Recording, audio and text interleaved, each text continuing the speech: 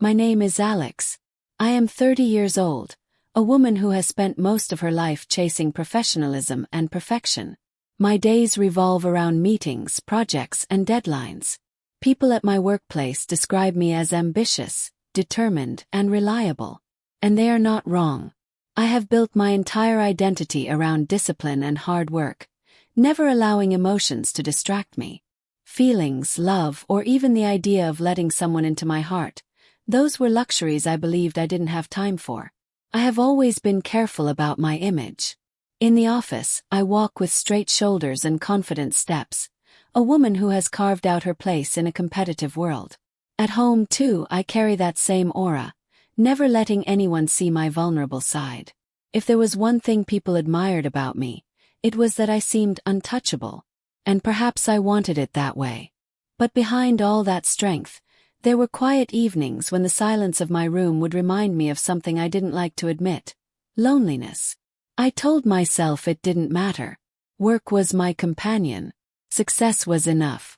If my heart felt a void, I silenced it by staying busier than ever.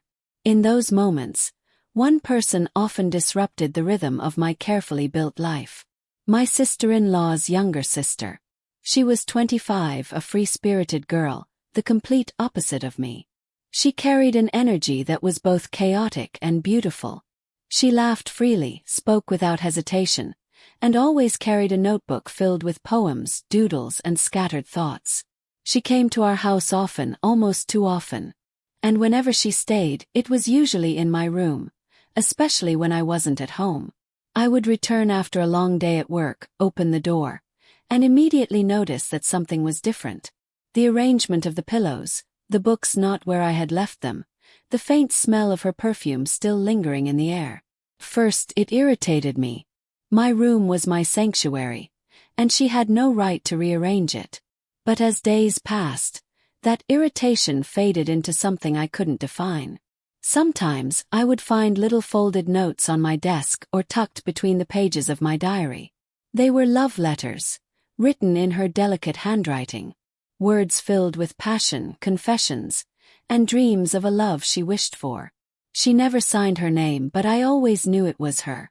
Who else could it be? No one else had access to my room. I should have confronted her. I should have told her to stop. But instead I did what I always do: I ignored it. I told myself she was young, playful, probably just writing nonsense to amuse herself. It couldn't be serious. And even if it was, what did it matter? I didn't have time for such things. I folded the letters, tucked them away in a drawer, and pretended they never existed. But I couldn't deny the strange feeling they stirred in me. When I read her words, sometimes clumsy, sometimes beautifully poetic, I felt something I hadn't allowed myself to feel in years. Yet, I brushed it off quickly, convincing myself that emotions were distractions I couldn't afford. Still, I began to notice her more. The way she looked at me across the living room, her eyes lingering a little longer than they should. The way she carried herself, fearless yet gentle. I found myself thinking about her when I shouldn't have. At work, while reviewing documents, her smile would cross my mind. At night, when I closed my eyes, sometimes I imagined what it would feel like to let go of all my walls. But then I would wake up the next morning, put on my blazer, tie my hair neatly, and remind myself of who I was. Alex, the professional woman who didn't have time for love letters or the reckless heart of a 25-year-old. And so, I continued my routine. She continued hers, visiting, staying in my room, leaving little traces of herself behind like shadows I could never fully chase away. I ignored it, or at least I pretended to. But somewhere deep inside I already knew. This was not something I could ignore forever. The night of the dinner party was supposed to be just another professional gathering, nothing more. I had planned it weeks in advance, a way to celebrate a successful quarter with my employees, to thank them for their hard work. I had booked a large hall, arranged for music, and made sure everything was flawless.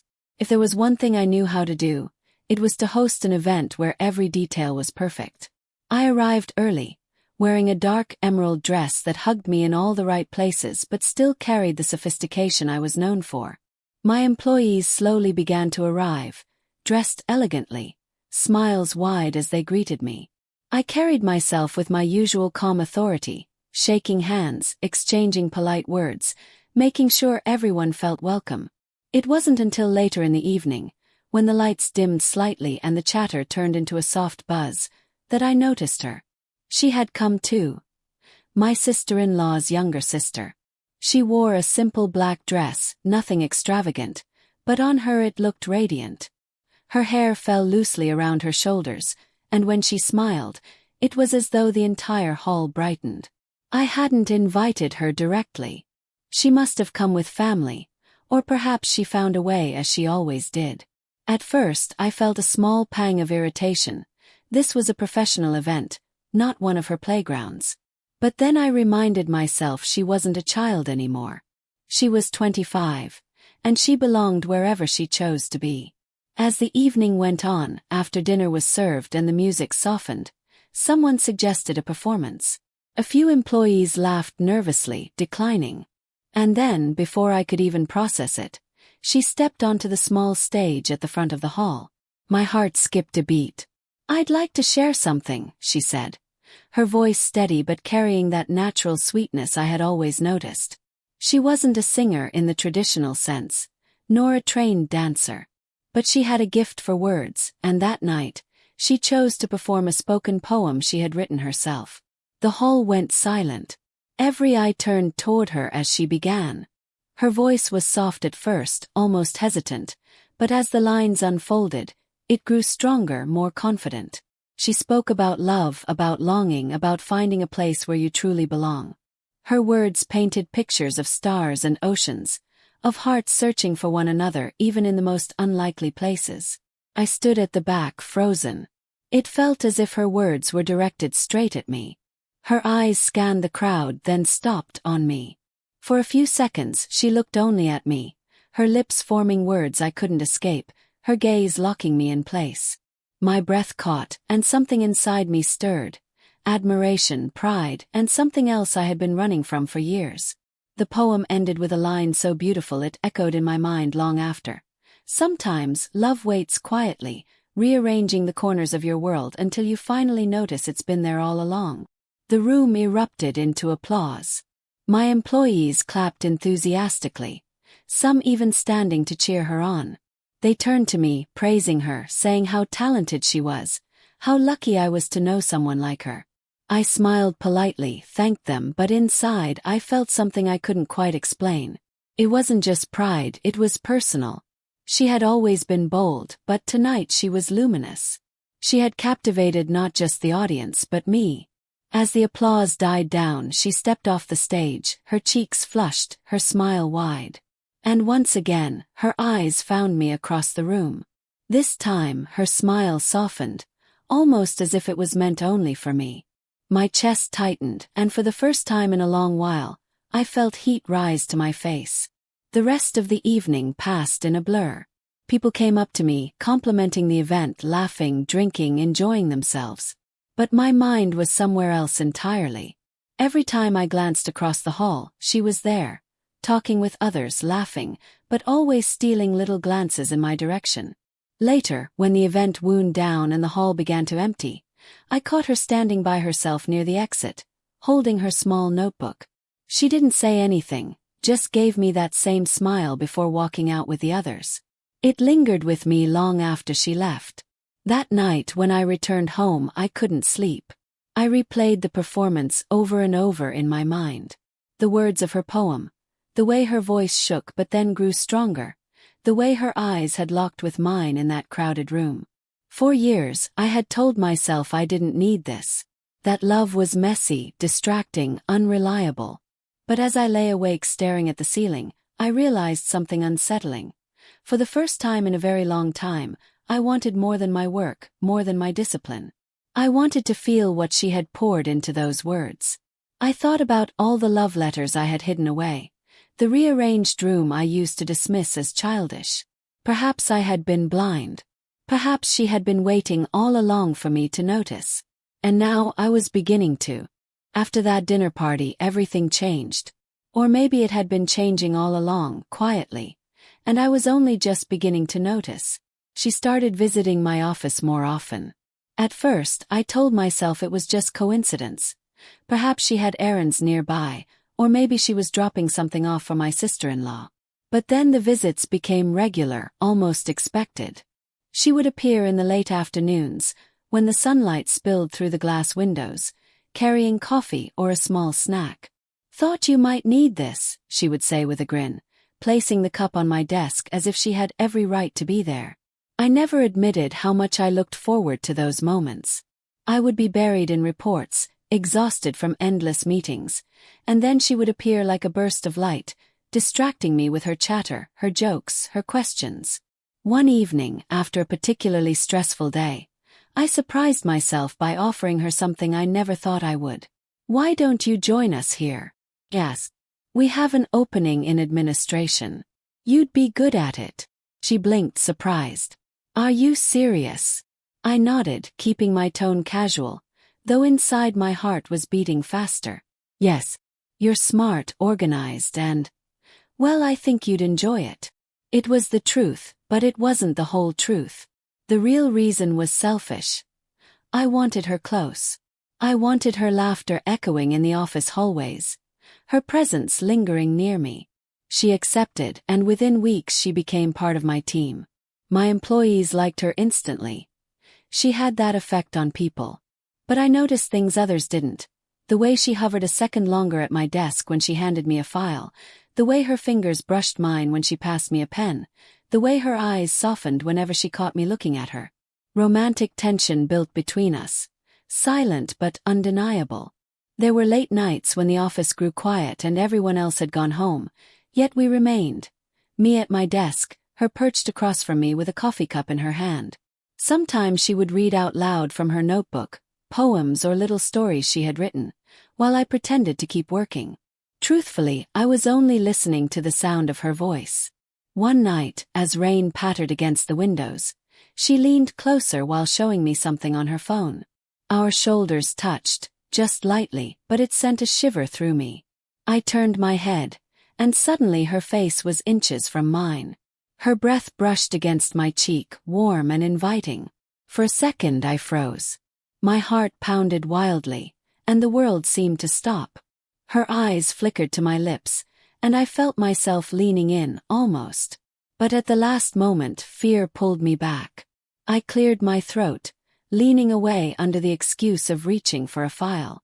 She looked at me quietly, as if she understood, as if she could see the walls I was still clinging to. She didn't push, didn't say anything, just smiled softly and returned to her seat. But I knew we had crossed an invisible line that night. Days turned into weeks, and with each one I found myself falling deeper. She became the brightest part of my routine. I loved the way she laughed so easily at small things, how she never hesitated to tease me when I was too serious. She softened the edges of my world without even trying. Sometimes I would catch myself watching her from across the office. The way she tucked a strand of hair behind her ear, the way she bit her lip in concentration, the way her face lit up when she spoke to others. Every detail became precious. I had always thought joy came from achievement, from climbing higher and higher in my career. But she taught me that joy could come from something as simple as sharing coffee, from laughing over nothing, from knowing someone cared enough to sit with you long after everyone else had gone. One evening, after a long day of back-to-back meetings, I stayed behind to finish some reports. She lingered too, pretending she had work to do, though I knew she stayed because of me. When the clock struck 9, the office was deserted. She stood by the window, gazing at the city lights. "It looks beautiful at night," she said softly. I walked over, standing beside her. "Yes, it does," I replied, though I wasn't looking at the skyline. I was looking at her. She turned and our eyes met. For a moment we didn't speak. The silence between us was thick with unspoken words, with all the tension we had been holding back. Then she reached for my hand. It was a small gesture, but it broke through every defense I had built. Her fingers intertwined with mine, warm and trembling just slightly. "Alex," she whispered, my name on her lips like a confession. I didn't think. I didn't stop. I leaned in, closing the distance, and this time I didn't pull back. Our lips met, softly at first, almost hesitant, then deepening as though we had both been waiting for this moment far too long. It wasn't rushed or desperate. It was gentle, careful, filled with tenderness. Her hands cupped my face, and mine rested on her waist. The kiss carried everything we hadn't dared to say: admiration, longing, fear, and finally surrender. When we pulled away, both of us breathless, she smiled in that way she always did. Fearless, radiant, certain. And I realized something I hadn't felt in years. I was alive again. Truly alive. The days after that first kiss felt like a dream I didn't want to wake from. I carried the memory with me everywhere. The softness of her lips, the warmth of her hands, the way she had whispered my name as though it meant something sacred. For the first time in years, I wasn't just Alex the professional, the untouchable perfectionist. I was Alex, a woman in love. But just when I thought we were stepping into something real, everything began to change. First, it was subtle. She stopped coming by my office as often, claiming she was busy with other tasks. When I sought her out, she would look away quickly, as if afraid of meeting my eyes. Her voice, once playful and teasing, became clipped, formal, like she was speaking to her boss and nothing more. I told myself it was temporary, that maybe she was just tired or distracted. But days passed, and the distance only grew. She avoided sitting near me during meetings, left the office early with flimsy excuses, and when I reached for small gestures, a hand on her shoulder, a smile across the room, she would pull away. The confusion gnawed at me. Did I misread everything? Was it all in my head? I replayed our kiss again and again, searching for answers in the memory. Had I imagined the way she leaned into me? The way her fingers had trembled when they touched mine? No, it had been real. I was sure of it. Then why was she shutting me out? Frustration settled in, heavy and sharp. I had given her a piece of myself I hadn't shared with anyone in years, and now she was retreating as though it meant nothing. Every time she avoided me, it felt like rejection cutting deeper into my chest. One evening I stayed late at the office, hoping she would too, that maybe we could have a quiet moment like before. But when I peeked into her workspace, it was empty. Her desk was tidy, her chair neatly pushed in, as if she hadn't been there at all. I sat at my own desk, staring blankly at my laptop screen. The numbers blurred, the words swam together. For the first time in my career I couldn't focus. My chest felt heavy, my thoughts consumed by her absence. Work, the one thing I could always rely on, suddenly seemed meaningless. Home, it was no better. I would lie awake at night, staring at the ceiling, listening to the silence. I found myself reaching for the drawer where I had tucked away her old love letters. I unfolded them one by one, reading the words she had once written with such passion. Dreams of closeness, of being seen, of being loved. But now, those words felt like ghosts mocking me. Was she sincere when she wrote them? Or had it all been a game? The suspicion began to creep in, dark, unwelcome. Maybe she's found someone else. Maybe I was just an experiment, a fleeting curiosity. The thought made my stomach twist. I had given her my heart, and perhaps she had already given hers to someone else. Several days passed in this fog of uncertainty. At work, I forced myself to wear the same mask of composure, the same poised smile. But underneath I was unraveling. My employees noticed my distraction. I could see it in their glances, in the way they hesitated before approaching me.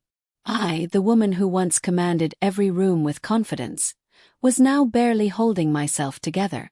I decided I couldn't endure it in silence any longer.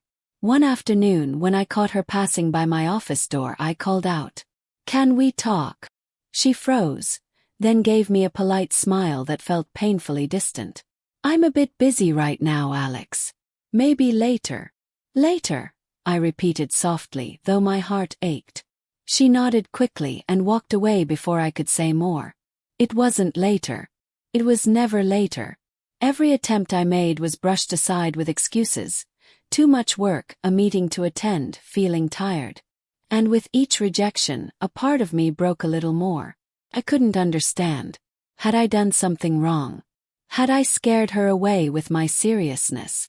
Or had she never wanted me at all? At night, the questions echoed endlessly. My chest tightened with longing, with the unbearable weight of unanswered questions. I wanted to shake her to demand the truth, but all I could do was watch as she slipped further and further away. For the first time in a long while I felt powerless. I, who had mastered every challenge in my career, couldn't make sense of the one thing I wanted most. And so I waited, hoping, praying, that one day she would look at me again the way she had that night by the window, eyes full of tenderness, lips whispering my name. But deep down, a quiet voice whispered a fear I wasn't ready to face. Maybe that night had been the beginning and the end. The weekend arrived like a blur. My office had been heavy all week with deadlines, and my heart had been heavier with thoughts I couldn't shake. I told myself I needed a distraction, a night out, something to remind me that life was bigger than this aching space inside my chest. So when a few of my colleagues suggested a bar in the city, one of those places where the lights were soft, the music warm, and the drinks endless, I agreed. I dressed carefully, not because I wanted to impress anyone, but because I wanted to look like I had it all together. That's what I had always done. Even when the inside of me felt like it was breaking, the outside had to look poised, strong, untouchable. The professional Alex. The woman no one could bend, no one could hurt. The bar was alive that night. People laughed, danced, and toasted to victories that were both big and small. I tried to blend into that rhythm, to let the music wash through me. My colleagues surrounded me, their chatter light and carefree. I even managed to smile, sip at my drink, and nod at their stories. For a few fleeting minutes, I almost convinced myself I could forget. And then I saw her. She was across the room, not far from where the dim golden light spilled onto the polished wood floor. My heart recognized her before my eyes fully did. The curve of her shoulders, the way her hair fell slightly messy as if she hadn't bothered to tame it, the way her presence filled a space. Unapologetic, radiant. But she wasn't alone. She was with one of my employees, a young woman who worked in my design team. Someone I had seen 100 times in the office, someone whose name I had signed paychecks for, someone who suddenly looked like a stranger because of what she was doing now. They were close, too close. I blinked once, twice, hoping it was my imagination, a trick of the lights, a drunken illusion. But it wasn't. Her hands were on the girl's arms, tender, almost protective. And then, right in front of me, she kissed her. It wasn't a casual kiss, not the fleeting kind you could dismiss as careless fun at a bar. It was deep, emotional, hungry but gentle at the same time. The kind of kiss that carried meaning. The kind of kiss that once, in my most fragile and hopeful moments, I had secretly wished she would give me again. My chest tightened so violently it felt like I couldn't breathe. The music, the laughter, the clinking of glasses, it all faded into a dull roar behind my ears. My vision tunneled, focused only on the sight of her lips moving against someone else's, her eyes fluttering shut, her body leaning into another's embrace. I froze where I stood, my fingers gripping the edge of the bar counter until my knuckles whitened. My drink was still in my hand, untouched, trembling slightly as though it reflected the tremor inside me. Felt like betrayal. But was it really betrayal? Had I ever claimed her? Had she ever promised herself to me? Well, But my heart didn't care about logic, about technicalities. My heart only knew that it had opened itself for her. Slowly, carefully, with trembling courage. And now it was watching that hope shatter into pieces too sharp to gather again. Inside me, a familiar ache uncurled, a ghost from the past I thought I had buried. Years ago there had been someone else. Someone I trusted, someone who held me as though I was the only one, only to leave me for another. I had told myself then that I would never give my heart away again. That lesson had been carved into me like a scar. And yet, here I was, standing in the ruins of another broken hope. I remembered the late nights in my office when she had stayed back with me. Her laughter softening the silence, her fingertips brushing mine when she handed me a file. I remembered the way she had looked at me after her performance at the dinner party. Her eyes seeking me in the crowd, her smile lighting up just for me. I remembered the first kiss we shared, tentative but powerful enough to wake something inside me that had long been asleep. And now I was watching her give all of that, her passion, her tenderness, to someone else. It was unbearable. I couldn't stay. I couldn't let anyone see the cracks forming in me. My colleagues were still around, lost in their conversations, unaware of the storm that had just swallowed me whole. Quietly, carefully, I placed my glass on the counter. My hands were steady now, though my heart was anything but. I turned and walked out. The night air hit me like a cold slap, sharp and cutting against my flushed cheeks. I walked quickly, blindly, my heels clicking against the pavement as though they carried all the anger, all the heartbreak I couldn't say out loud. My chest felt tight, my throat raw with words I would never speak. I didn't cry. Not then. I refused to give that moment the satisfaction of my tears. But inside I was screaming. That night, alone in my room, I finally broke. The tears came silently, unstoppable, soaking into the pillow as I lay curled up on my side. I let myself remember every soft moment, every glance, every dream I had dared to imagine with her. And then I let myself feel the loss of it all. By the time the dawn light crept through the curtains, I had made a promise to myself. Never again. Never again would I let anyone have this power over me. Never again would I let my heart wander into dangerous territory where it could be broken, humiliated, discarded. I had lived a disciplined life for a reason, and this mess of feelings and heartbreak was exactly why. Love was not for me. Not anymore. I was Alex. Professional, respected, unshakable. And if my heart had to be locked away forever to keep me safe, then so be it. Days passed after that night at the bar, but the memory clung to me like a shadow. I carried it into my office, into my meetings, even into my silence at home. I became colder, sharper, hiding behind the armor I knew too well. My colleagues noticed the change. My tone clipped, my patience thin, but they chalked it up to stress. She noticed too. I avoided her. When she entered my office, I barely looked up. When she spoke, I responded only with what was necessary, words stripped of warmth. It was the only way I knew to survive. If I let myself linger in her presence, if I allowed myself to hear the softness in her voice, the temptation to forgive would undo me. And I couldn't afford that, not after what I saw. But she wasn't blind. One evening, long after work hours, I sat at my desk pretending to review a report. The office was empty, the city lights spilling through the glass walls. My mind was elsewhere, locked in the loop of that kiss, of her lips against someone else's. That's when I heard a knock on the door. I didn't need to look up. I knew it was her.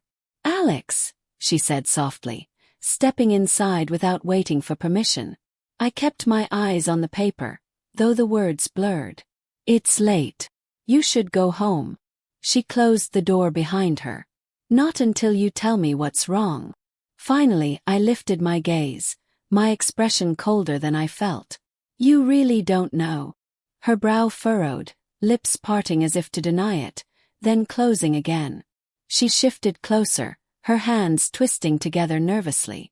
"You've been different, distant. Can feel it.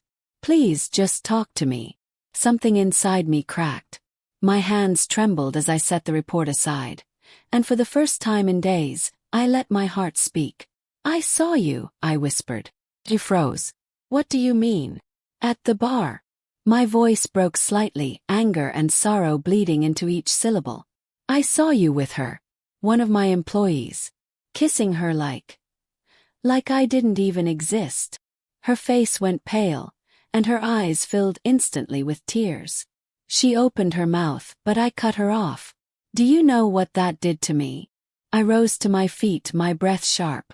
"I let you in. I gave you space in my life, in my heart. Something I swore I'd never do again. Thought you felt the same. But then I saw you, and I realized I was a fool." Tears spilled down her cheeks as she reached out, but I stepped back. "I wasn't enough for you, was I?" My voice cracked now, despite my attempt to hold steady. All those nights, those moments we shared, was it all just a game? Were you just playing with me until you found someone easier, less serious? "No." Her cry was desperate. She rushed forward, her hands clutching mine even as I tried to pull away. "No, Alex, please. It wasn't like that." "Then what was it?" My words came out sharp, though my chest ached with every syllable. She was trembling now, her voice shaking as she spoke through sobs. "I was scared." I stared at her, stunned. "I never stopped loving you," she whispered. "Not for 1 second. But you're so strong, so certain, so serious about everything. You looked at me like I was your whole world, and it terrified me. Because I didn't know if I could live up to that. I didn't know if I could be what you needed." Her hands tightened around mine, pleading. "So I ran. I thought if I kept my distance, if I distracted myself with someone else, it would be easier. But it wasn't. Hurt more. Because even when I was with her, all I could think about was you." Her tears dripped onto my skin, warm and raw. My breath caught, torn between anger and the ache of her confession. "You broke me," I whispered. "Do you even understand that? You broke something in me I swore I would never open again." Her voice cracked. "And I'm so sorry. I don't deserve your forgiveness. But please believe me when I say I never stopped loving you. I was just afraid. Afraid of how much you mean to me." The room fell silent except for her quiet sobs. For the first time, I saw her stripped of all her playful bravado, all her carefree charm. She was vulnerable, trembling, terrified of losing me. And in that vulnerability, my anger began to soften, just enough to let the pain breathe. I didn't answer right away. My heart was still raw, still bleeding. But in her eyes, I saw something I couldn't ignore: truth. And love, messy and imperfect, but love nonetheless. After her confession, the silence between us was almost unbearable. I stood there, staring at her tear-streaked face, my hand still trembling in hers. 1,000 emotions swirled inside me: hurt, longing, love, doubt. For so long I had convinced myself that love was a danger I couldn't afford, a wound I couldn't risk reopening. Yet here she was, telling me she had always loved me, that her distance came not from indifference but from fear. And as much as my pride wanted me to walk away, my heart was screaming something else. I pulled my hands free, not to push her away, but to wipe the tears from her cheeks. She gasped softly at the touch, as if she hadn't expected tenderness from me after all the pain. "Do you know," I whispered, my voice low and unsteady, "how many nights I lay awake, wondering what I did wrong? Wondering why you suddenly disappeared from me." Her lips trembled. "I know. And I hate myself for it. But Alex, every letter I wrote to you was real. Every word. The performance that night at your dinner party. I did it for you. I wanted you to see me, to feel me. And when you finally did, it scared me. Because I realized you could break me completely, the same way I broke you." Her honesty cut through me like light piercing through a storm. I thought of those letters, the stage lights shining on her as her eyes sought me in the crowd, the way she had always left little marks of herself in my room as if to remind me she existed. And then I thought of my own walls, my coldness, my tendency to shut people out whenever I felt vulnerable. Perhaps she wasn't the only one who had been afraid. Tears filled my eyes before I could stop them. Maybe I pushed you away without realizing it. Maybe I was too serious, too closed off, too afraid to let you know how much you meant to me.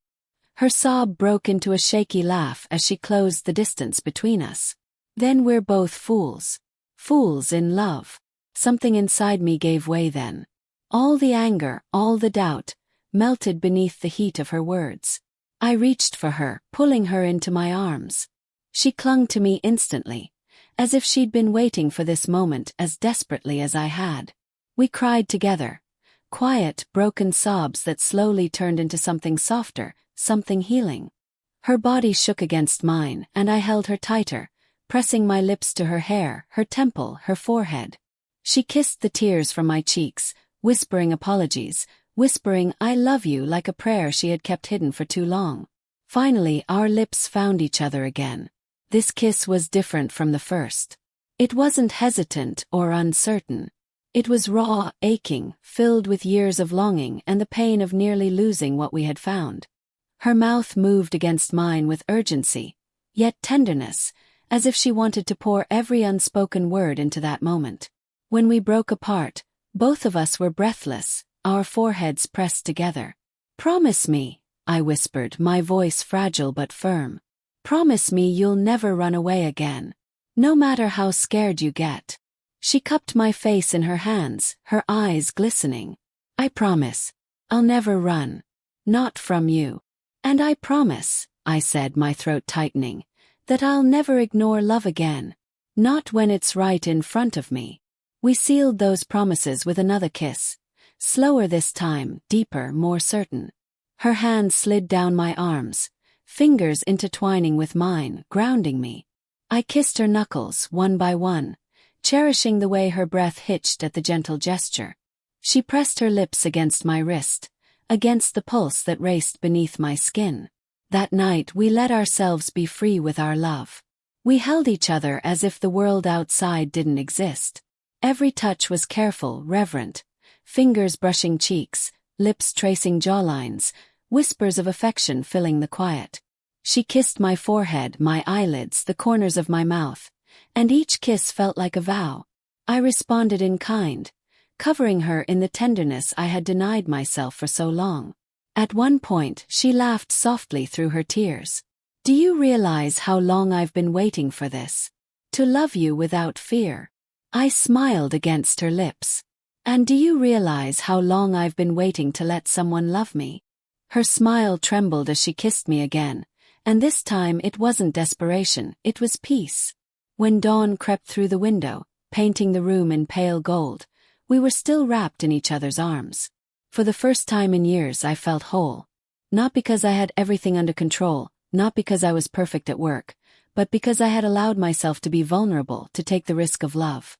I brushed a strand of hair from her face, watching her eyes flutter open. She smiled sleepily, and in that smile I saw the future I never thought I deserved. "I once promised myself never to give my heart again," I whispered, pressing a gentle kiss to her lips. "But this time I gave it to you completely. And for the first time I wasn't afraid."